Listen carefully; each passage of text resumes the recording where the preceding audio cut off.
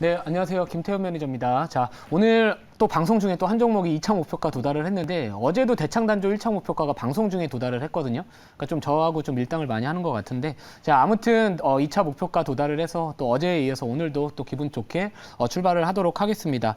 자, WCP라는 종목 제가 어제도 리뷰를 해드렸던 종목입니다. 이 삼성 SDI의 밸류 체인에 주목을 해야 된다라고 말씀을 드렸고요. 자, 오늘 삼성 SDI 주가가 또다시 또 급등을 하면서 이런 관련주들 뭐 삼진, L&D나 뭐 이런 관련주들이 오늘도 다시 또 그 삼성 SDI의 좋은 흐름을 또 따라가고 있습니다. 자, 이 WCP 또한 대표적으로 이제 분리막 관련해서 상당히 또 기술력이 높은 기업이다. 우리가 주목을 해야 된다라고 말씀을 드렸고요. 삼성 SDI가 좋다 보니까 당연히 좀 따라가고 있다. 이게 맞는 포인트인 것 같습니다. 자, 1차 목표가는 이제 오늘 도달을 했고요. 그리고 이제 2차 목표가 이제 5만 원까지는 좀 가격 열어두고 또 대응을 이어가도록 하겠습니다. 자, 두 번째 리뷰 종목은 이제 오늘 2차 목표가 달성했었던 대창단조라는 기업이고요. 이 굴삭기에 들어가는 이제 하부 제품에 대한 부분들을 이제 납품을 하고 있는데, 자, 최근 이 실적 발표했던 현대건설기계 그리고 현대두산 인프라코어 이 굴삭기가 이제 중국 시장이 조금 좋지 못함에도 불구하고요, 신흥 시장이나 뭐 인도 쪽 매출이 좀 괜찮게 나와주면서 또 전반적으로 이 대창단조도 같이 또 투심이 개선되면서 올라가는 모습을 보여주고 있습니다. 자, 이전에는 이 네옴시티 쪽 관련해 가지고도 또 반사이익을 좀 얻을 수 있다라고 말씀을 좀 드렸었고요. 뭐 네옴시티뿐만 아니라 우크라이나 재건 쪽 결국에는 어떤 도시 재생이나 도시를 개발함에 있어 가지고 이 굴삭기가 수요가 증가할 것이다. 그러면 이 굴삭기에 들어가는 이 부품이나 이런 것들을 제조하는 기업도 같이 낙수 효과를 기대할 수 있다라고 말씀을 드렸고요. 자, 오늘 대창단조 2차 목표가 6,100원 도달을 했는데 이전 고점 부근까지는 좀 올라온 모습을 보여주고는 있습니다. 자, 만약에 돌파 나와준다면은 그 이후에 가격대 뭐 6,400원에서 500원대까지도 좀 열려 있다라고는 볼 수는 있겠지만, 자, 우선은 지금은 좀 수익 챙겨두고 돌파 여부에 따라서 좀 보유할지 안 할지에 대한 것들을 좀 트레이딩 관점에서 접근을 해야 되기 때문에 우선 6,100원 저는 전량 매도로 접근을 하도록 하겠습니다. 자, 마지막 리뷰 종목은 자, 인크로스라는 기업인데요. 제가 계속해서 요즘에 리뷰를 해드리고 있습니다. 자, 오늘도 4%대 또 양호한 흐름을 이어가고 있고요.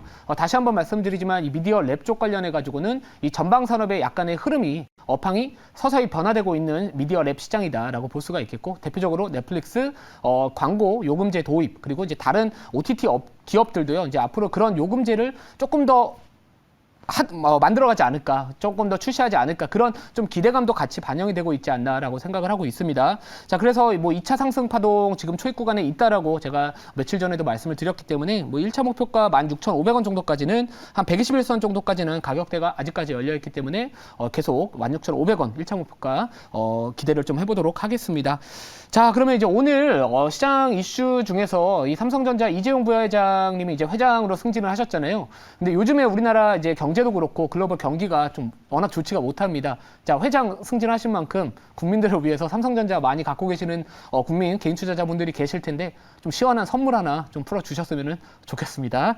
자, 아무튼 그러면 오늘 편입 종목은 이제 어떤 종목을 편입을 할 것이냐 좀 많이 고민을 했고요.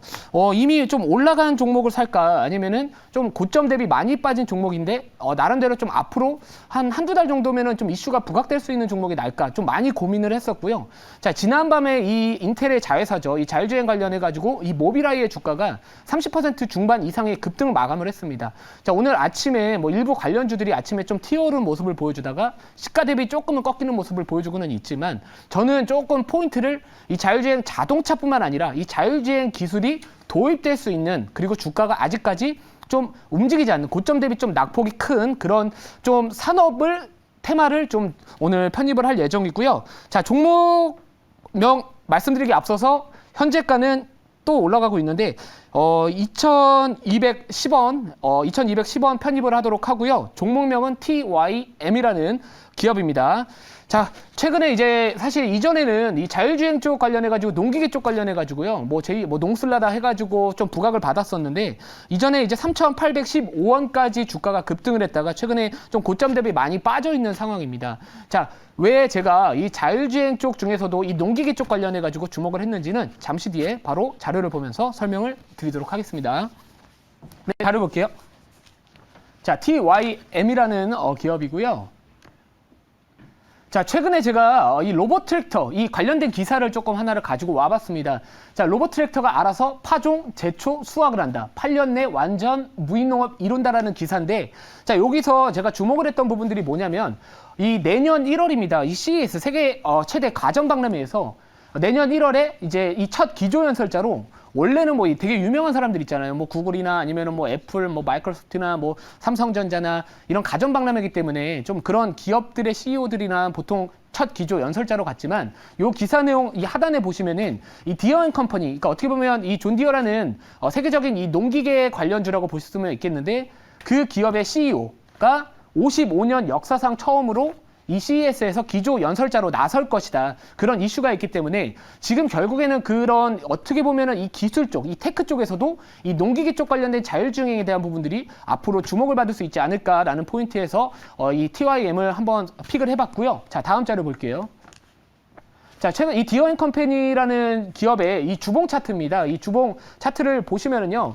자, 최근에 이 시장 변동성이 큼에도 불구하고 이 기업은 추세를 돌려가고 있다라는 거죠. 그리고 어떻게 보면 긴 관점에서 본다면은 어떻게 보면 역헤드 앤 숄더에서 기존의 넥라인을 지금 어떻게 보면 돌파를 좀 시도하고 있는 상황이기 때문에 최근 주가의 흐름, 이 디어앤컴퍼니라는 어떻게 보면 세계적인 이 농기계 이 관련주라고 볼 수가 있겠는데 그 대장 역할을 할 수 있는 기업의 주가가 최근에도 양호한 모습을 보여주고 있다. 그러면 결국에는 그거는 업황이 좋아지고 있다. 전방 산업이 다시 살아나고 있다. 이렇게 저는 해석을 할 수 있기 때문에 자, 이 디어앤컴퍼니라는 기업 주가도 최근 좋은 흐름을 보여주고 있기 때문에 어떻게 보면 이 TYM이라는 기업도 추세 전환을 시도하지 않을까. 요 관점에서 접근을 해봤고요. 자, 두 번째 자료 볼게요. 자, 그러면 TIM 같은 경우에도 마찬가지로 이 농기계 관련주라고 보시면 되는데 뭐 트랙터나 콤바인, 이항기 등을 생산을 하고 있기 때문에 뭐 이 관련주로 농기계 관련주로 잘 알려져 있습니다. 자, 다음 자료 볼게요. 자, 여기 보시면 이거는 2021년도 9월 13일 자료인데요. 자, TYM ICT라는 자회사 설립을 해서 자율주행 농기계 내년부터 선보이겠다. 내년이 언제입니까? 올해 아닙니까?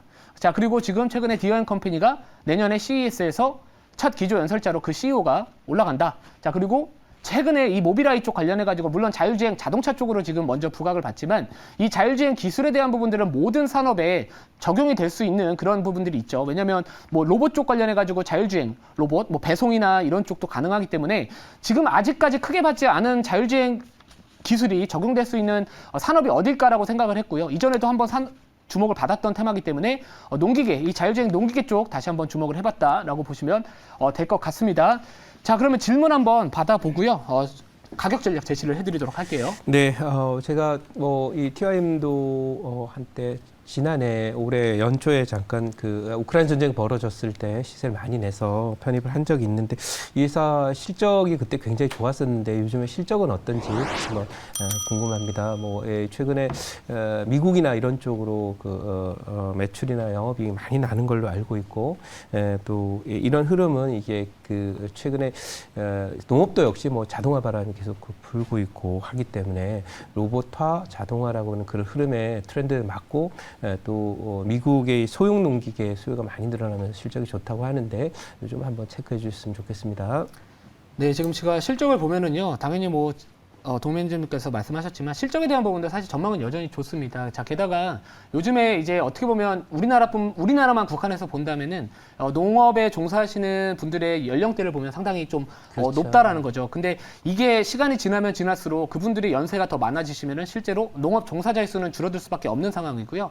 그럼 결국에 그것을 대체할 수 있는 거는 이런 이 자율주행 농기계가 되지 않을까라고 생각을 하고 있기 때문에 이런 쪽 부분을 본다면은 뭐 우리가 뭐 단기적인 이런 이슈뿐만 관점뿐만 아니라 중장기적으로 본다면 앞으로 이 농기계, 이 자율주행 농기계 쪽 산업은 앞으로도 꾸준히 좀 전망을, 그러니까 성장을 기대해 볼 수 있지 않을까라고 생각을 하고 있고요. 제가 아까도 말씀드렸듯이 그 CES에서 디어앤컴퍼니의 CEO가 기조연설자로 나선다. 이 부분들은 사실 시사하는 바가 저는 적지 않다, 그러니까 크다라고 생각을 하고 있기 때문에 그 부분은 결국에는 뭐 이상기후 현상에 대한 부분들도 물론 있겠지만 최근 이 농업 종사자 이쪽 조금 이 트렌드의 변화를 생각을 해봤을 때는 좀 중장기적인 전망도 저는 좋다, 이렇게 좀 말씀을 드리도록 하겠습니다. 자, 가격 전략 제시를 해드리면은요. 자, 지금 1차 목표가는 2,330원, 그리고 2차 목표가 2,450원, 그리고 손절가는 2,000원 제시를 해드리도록 하겠습니다.